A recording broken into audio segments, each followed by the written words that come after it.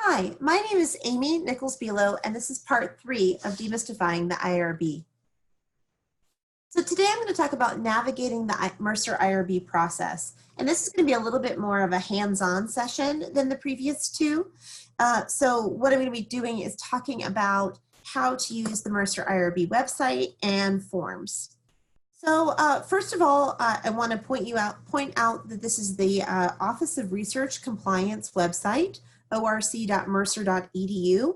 And the first place you're going to want to go on that website before you ever begin, after you've conceptualized your project, but perhaps if you're working with students before they've conceptualized a project, you're going to want to go and look at CITI training. And so CITI is the Collaborative Institutional Training Institute. And what it is it's a kind of a subscription site that Mercer participates in that has courses to prepare students, faculty, whoever might be conducting research, to prepare them in understanding research ethics. So CITI training covers everything from the history of why we need institutional review to best practices in a whole variety of settings, including educational and international settings, and as well as biomedical research. So CITI training is a really excellent resource. It's free to you. And I think this is really important. It's also a credential.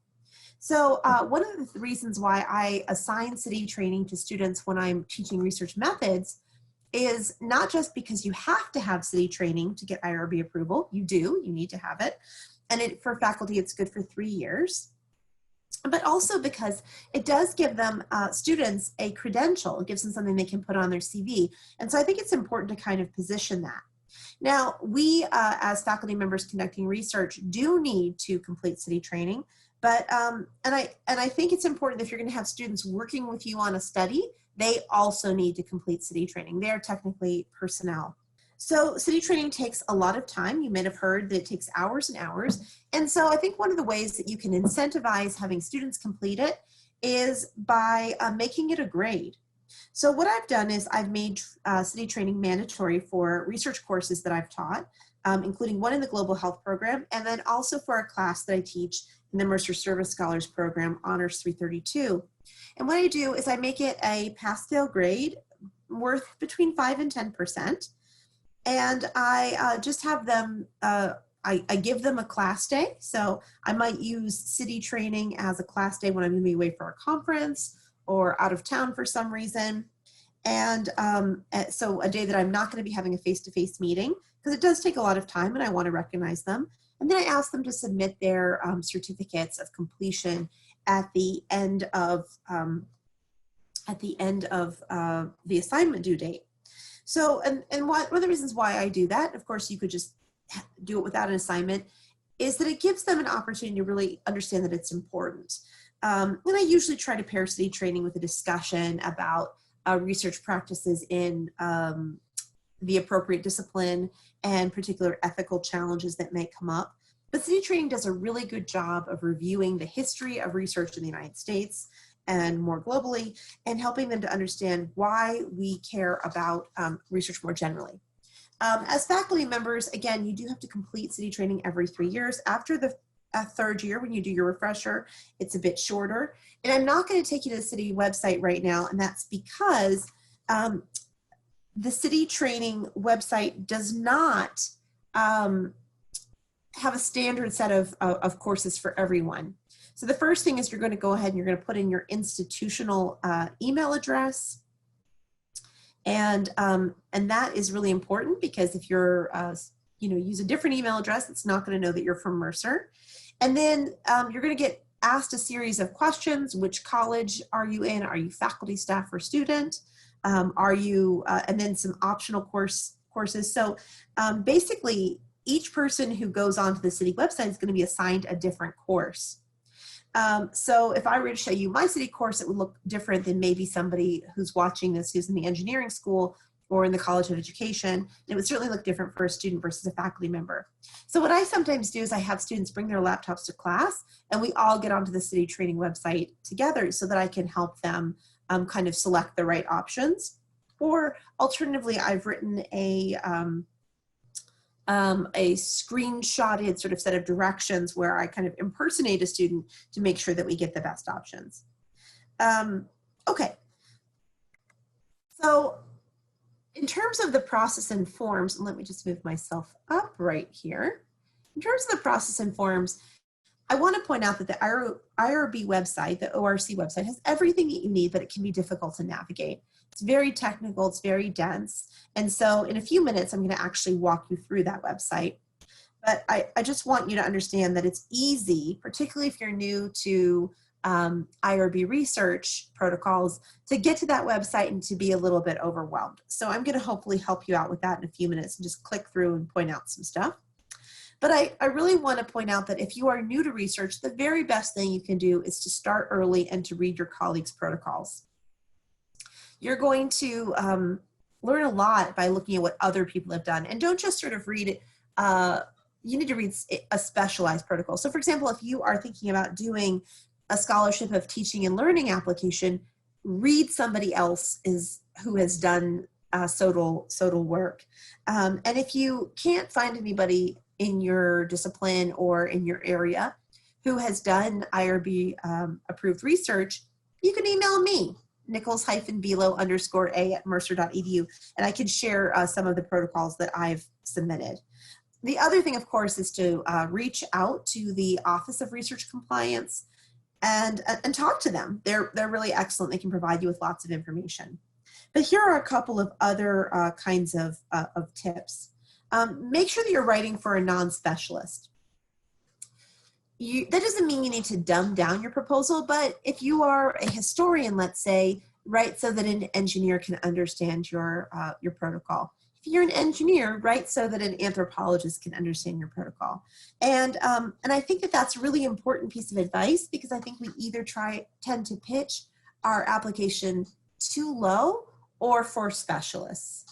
Another thing is that the IRB protocol itself does not actually require references, but I do think that it's absolutely essential to include references to existing literature on your subject, to methodological literature. And I think that's especially important when you are proposing a methodology that you know makes good sense based on your research project or in your discipline, but that might be really new for other people in your field, or might be new for the IRB itself. We often develop our research plan, and then as we begin our research, we realize that we've made a mistake. The survey instrument we've developed is not great, or we really need a larger sample size, or a smaller one for that matter. And so I want to point out that if you decide to make changes to your protocol, you do need to put in an amendment, and there's a procedure very clearly outlined on the IRB website for that. Also, don't think that you're off the hook after you've submitted your protocol. It's good for a year, and then you need to apply for continuing review, and there's a reporting out process that the IRB will follow up with you by email. Okay, again, in a few minutes, I'm going to go through the forms, but I want to kind of talk about students first. If it's important for us to start early, it's especially important for students to start early. So one of the things that often happens is that a student will appear in my office in, let's say, January and say, I have a really good idea for a senior research project and I want to present at Bear Day. So that's really a bummer if the student wants to do human subjects research and they're appearing in January and they haven't written a research proposal yet, and they haven't really thought through the methodological issues, because the chance that we're going to be able to get it through IRB before, in time for them to collect data to present at something like Bear Day in March is really, really unlikely.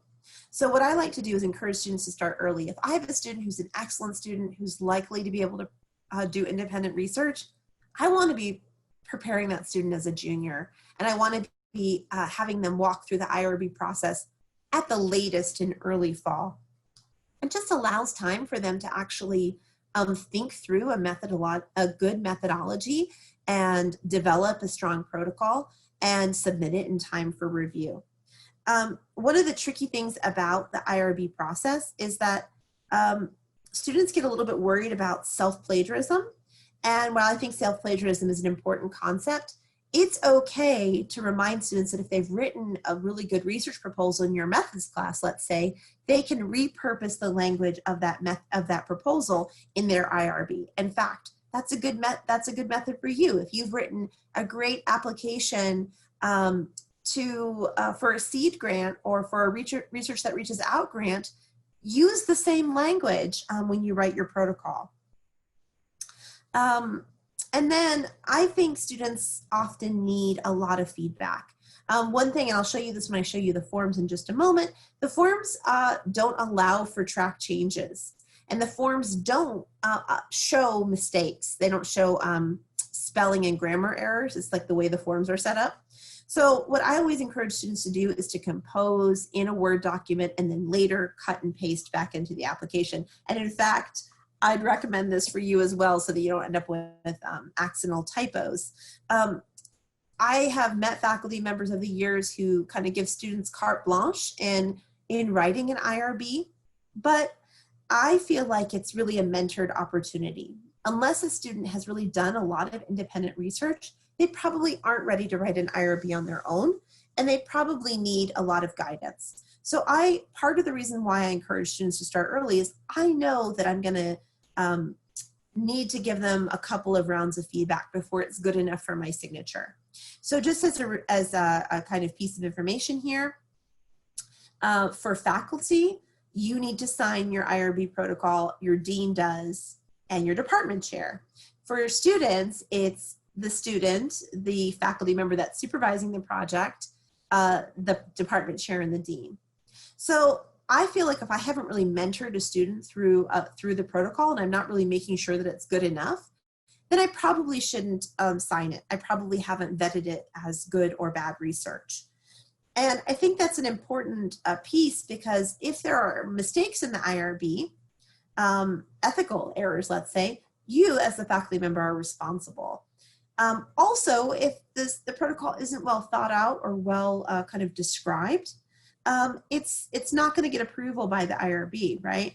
So it'll get kicked back to you and the student. You'll have to go through more work. So I like to put in all the work up front by helping students to kind of think through their projects, having them take a stab at the draft of it, and then going back, editing, giving feedback, and then, you know, however many rounds that takes.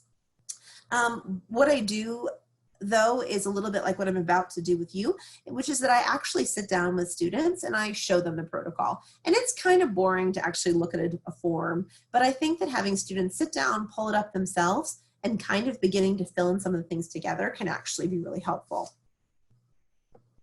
Okay, so at this point I am going to change my screen, and I'm going to actually show you what the Mercer IRB website looks like, and then some of the forms. Okay, so I've got the Office of Research Compliance website up, and you can see here that there's a lot happening on this website. So what I want to do is to point out a couple of areas, and then I'm going to open up some forms, okay? So the first thing I want to point out is that here is a bit of a discussion about if you need IRB review. And if you've watched my other segments, you'll know that my take on this is important. Is it research, and does it directly involve human subjects? And then it's the IRB's job to decide whether or not you are able to be exempt, or whether or not you need full board review or minimal review, minimal risk review. At the moment, I'm going to talk only about forms attached to minimal risk review, and that's partly because I want to be able to focus on where most of you are. Again, if you are applying for full board review for, that means that you're doing clinical trial, and you probably have lots of experience with the IRB. So I am going to focus on minimal risk review, because certainly that's what our students are doing, and because the vast majority of community-based research that most of you would be doing falls into that area. Okay, so again, there's lots and lots of information here, but I want to point out a couple of things, which is that here are those rules about human subjects. And so here is complete IRB education and training requirements. Again, that's about city training. So here's where you want to go to get information about how to do city training. And then here's the next step: apply for approval, minimal risk research and clinical trials. Again, I'm assuming if you're doing a clinical trial, you already know about that. So minimal risk research, and then you're going to download the appropriate protocol research forms. You can look at those over here. So if you go over here to forms, you can see this area where you've got all of the different forms available. And I'm going to talk to you about the new study application, and then also about the informed consent documents. Okay, so we're going to go ahead and click on new study applications. And again, here in minimal risk applications, we've got a couple of different forms. For most of us, these first two, affiliated faculty minimal risk application and Mercer student and resident forms, are the ones that we're going to need. I'm going to talk about the faculty form, and then when you are supervising a student, you can go ahead and look over the student form. So here is the faculty form, and let me just see if I can make this a little bit easier for you to see. Get that onto one page. Okay, here we are. Okay. So the first part of this form, you're just going to fill out with your name, of course, your credentials, any co-investigators. So you could be doing a faculty project with a student as a co-investigator. That would be fine. The student form is when the student is the principal investigator, meaning the PI or the person who is in charge of the study. A lot of times, and this is just a heads up, students will kind of answer all the check boxes, but will sort of miss the key point that you need to be writing answers to this section. So I just want to kind of point that out, that I have gotten back, before I sat down and actually started going through the form with students, I would get all of these things checked back, but I wouldn't get the really important, the meat of the protocol kind of filled out. So this is important. I would check as many things as you think might happen. It's not a promise to publish. It's just allowing you to be able to do that. And then if you are going to do online surveys, Mercer will set up those surveys for you, or ORC will.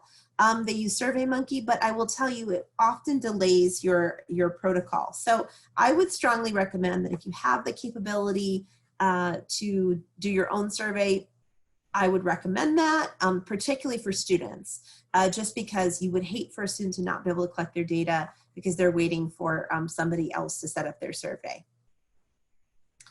You have to demonstrate that you've had city training by putting your most recent training certification.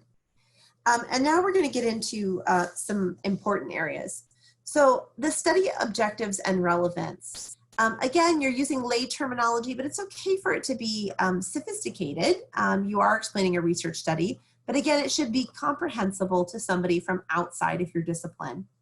And so what I would strongly recommend here is, this is where I include references to the literature, particularly in the relevance section.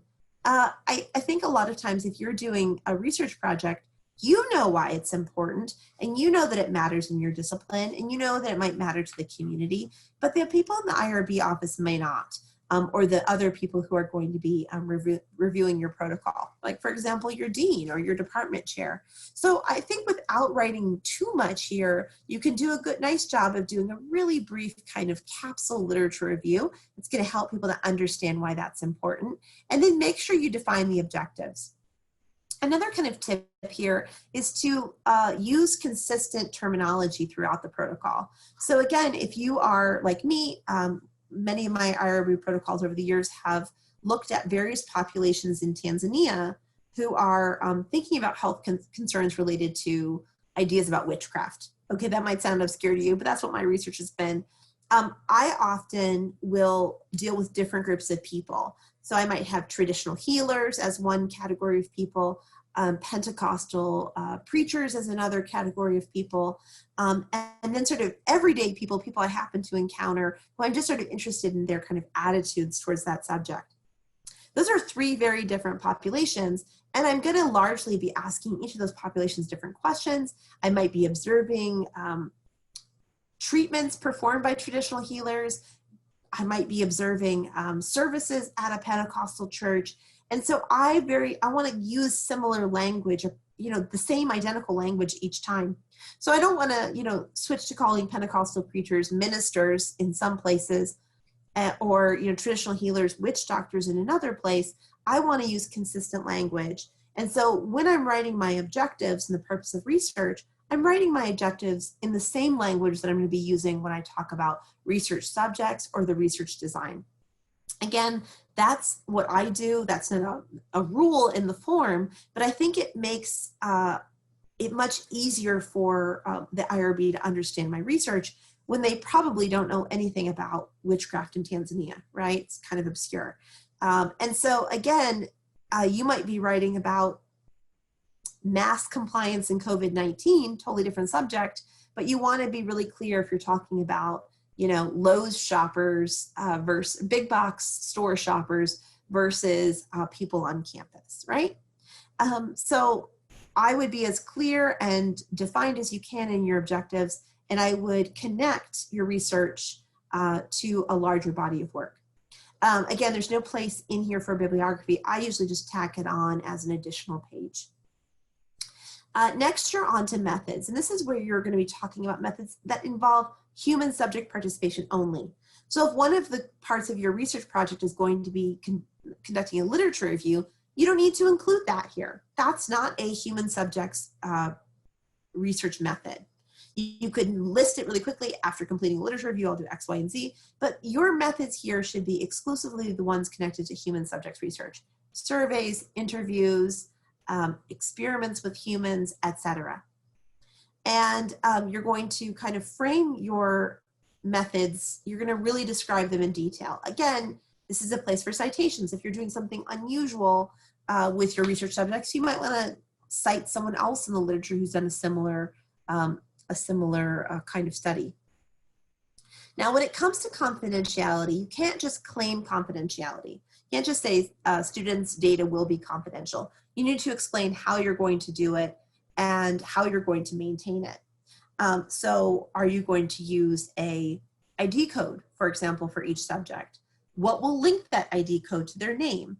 And after you participate in city training, you'll have some ideas about how to do this.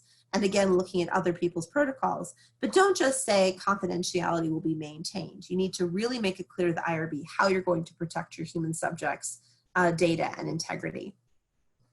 When we get here to research design, this often kind of frustrates people. They say, well, isn't that the same as methods? And so here they're talking more about, are you using a deductive versus inductive design? Will you be testing hypotheses? Do you have control conditions? That is it an experiment? And it's okay if you're not doing an experiment, you can say there are no control conditions. This is not an experiment. But I wouldn't skip it. I would make that clear. And again, if you think back to that example from the SOTL research that I talked about in segment 2, I talked about, for example, if you're testing one teaching method with one group of students and not the other, the group of students who's not having the new pedagogy explored with them would be your control group, right? And the independent variable would be the new teaching method. So again, if you are confused about this, you can talk to a methodologist in your department, but it's also possible that you're doing more deductive, more inductive research where you don't have a hypothesis, right? You're doing an exploratory study, you're doing ethnographic work, and in that case, you might not have those conditions. The interaction setting is where you're going to be doing the work. So again, if that place is your classroom, make sure that you explain that and how it's your classroom. If it's a colleague's classroom, that might be different. If you're doing research at a school, that would still be another setting. Human subjects participation, this is important when you're talking about your populations. Again, targeted populations are the key things here. So how are you including people and how are you excluding them?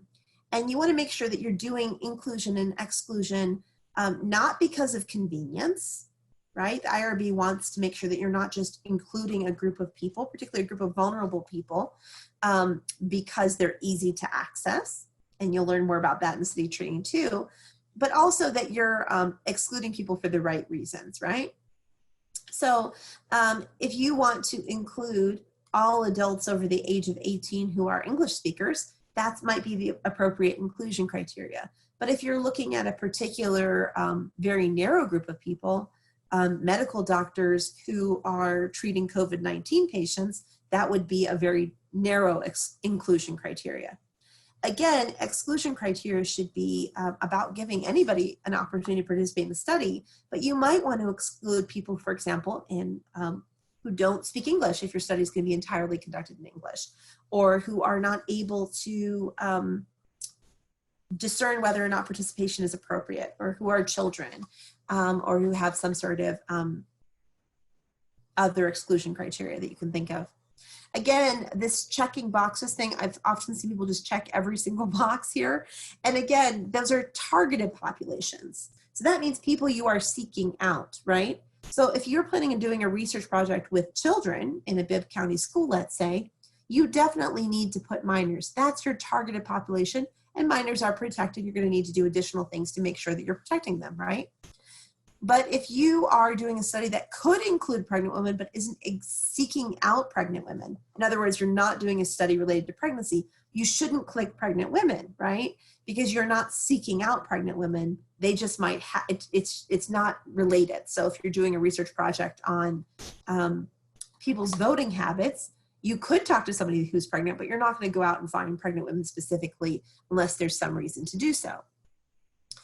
Similarly, if a student could participate, but you're not specifically seeking out students, you wouldn't want to check Mercer University students, right? But if you're doing a scholarship of teaching and learning project that involves your own students, you would absolutely want to check Mercer University undergraduate students.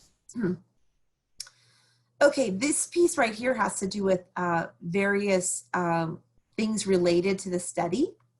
And I want to point out that when it talks about information gathering procedures, personality tests, questionnaires, inventories, etc., that is what we also call instruments.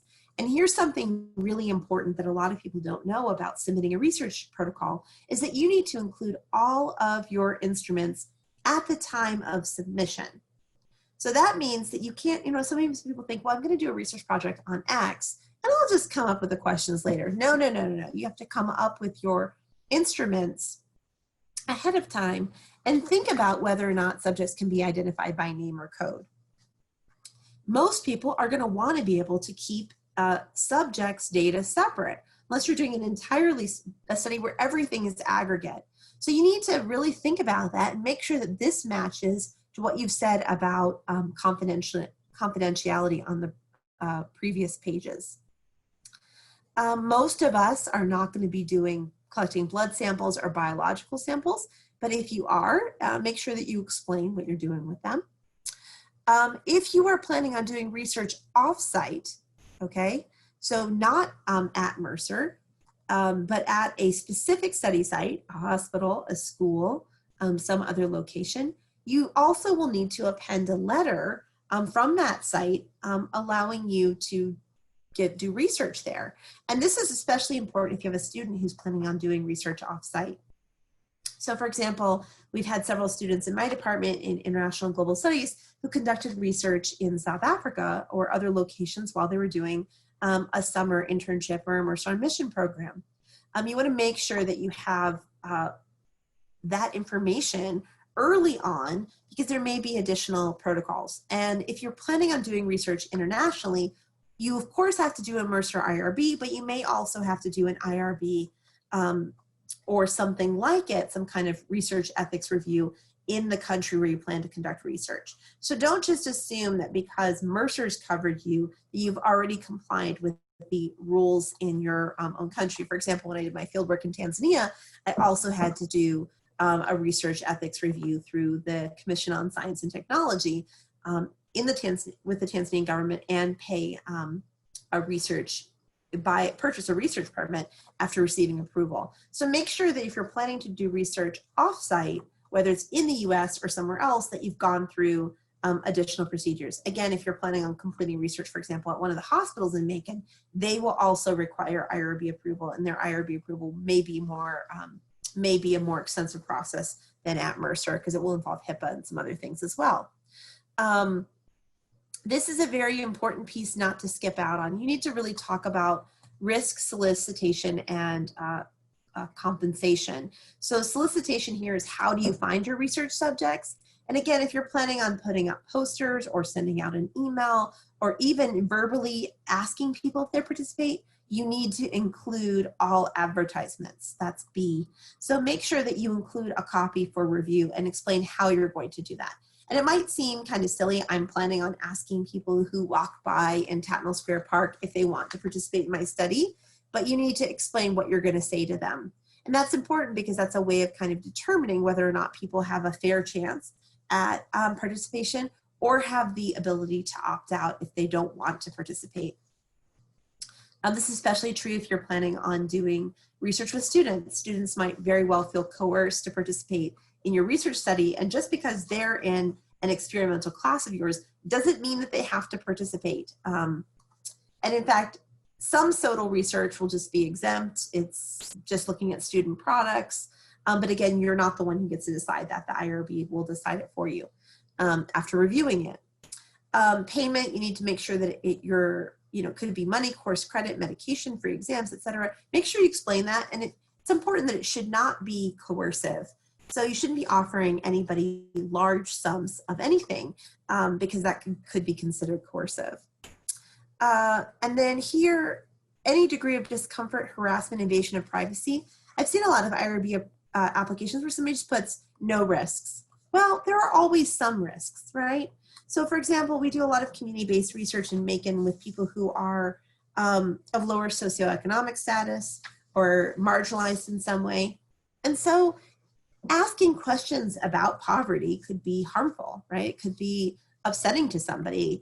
Perhaps that person is on the up and up and you've asked them questions that take them to a place of suffering, right? So I think it is useful to, again, think about what you might say that helps you to explain what your relationship is to people and how you're going to protect them, right? So you might say something like, while all risks will be mitigated, it may be upsetting to some people to talk about their experiences of living in impoverished environment, right? Something like that. So just make sure you're thinking through it. This is a chance for you to kind of do your own kind of ethical analysis of what's going on.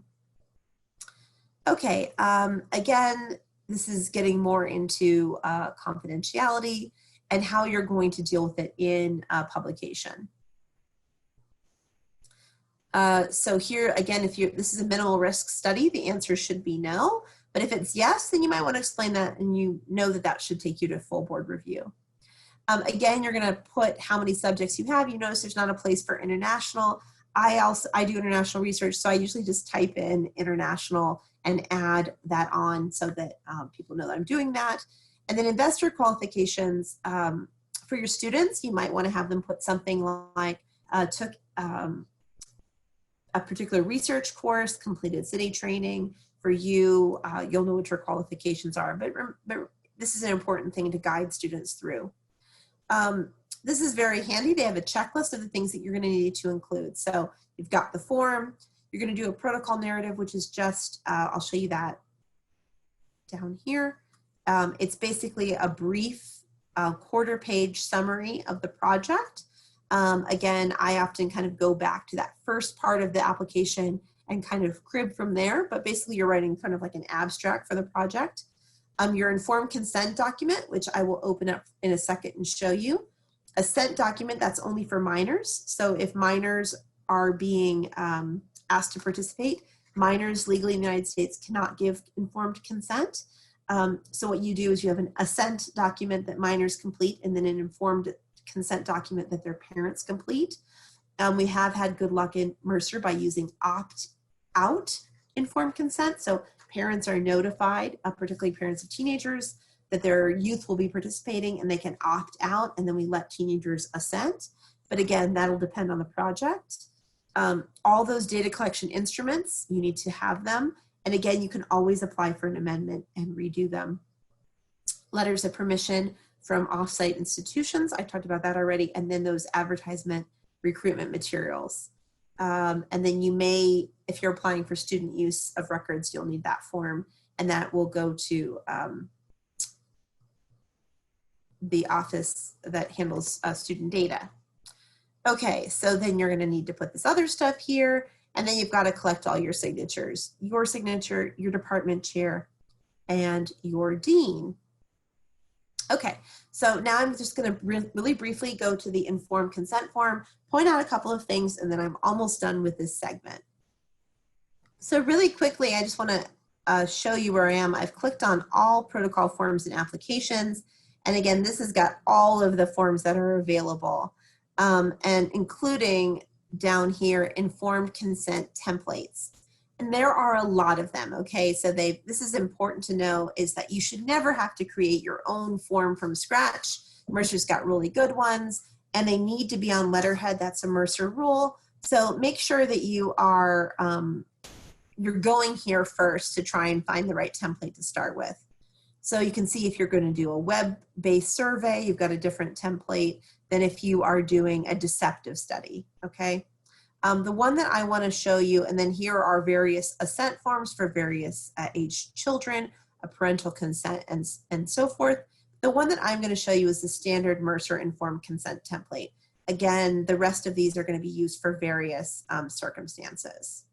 So here's the standard informed consent template. Okay, and I'm just going to make it a little bit bigger.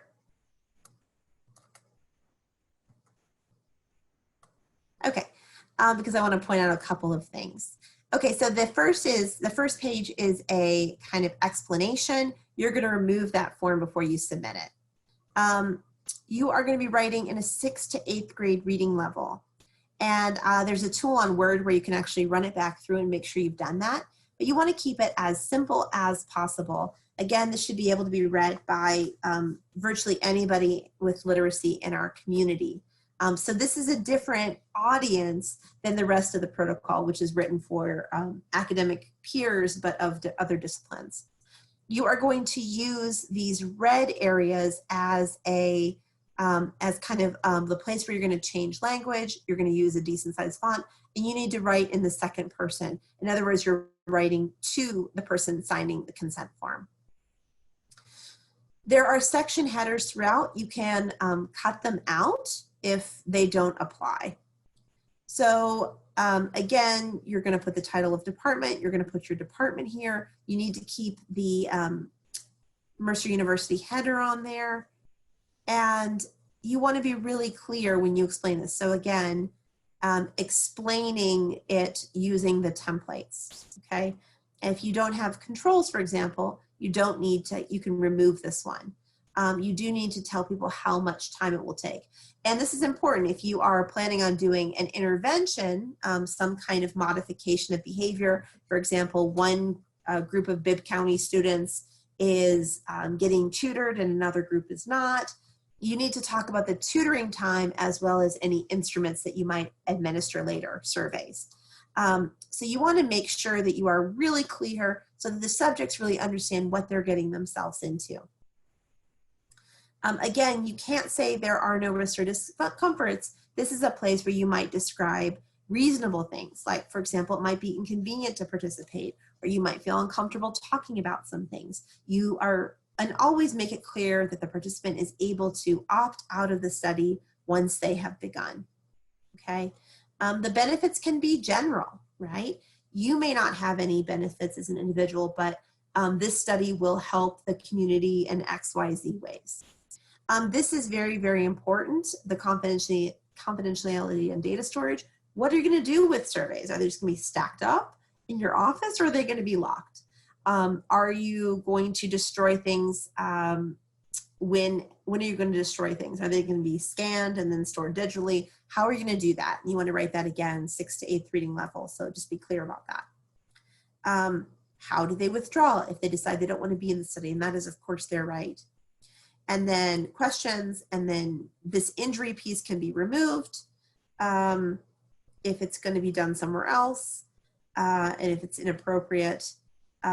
Incentives, what the incentives are, if you're going to be audio or videotaping and what you're doing with those things, and then exclusionary category, right?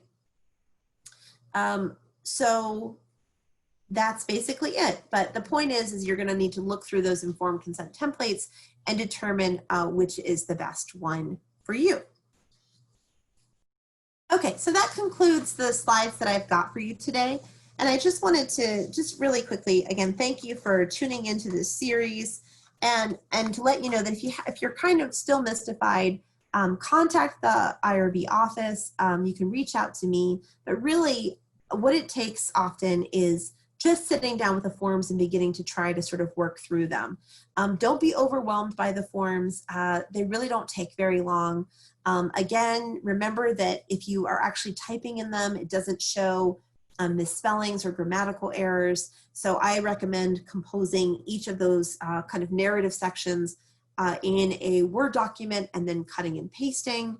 Remember that it can take time, though I would say compared to any other IRB I've worked with, Mercer's Office of Research Compliance is incredibly fast and gets things back to you really very quickly.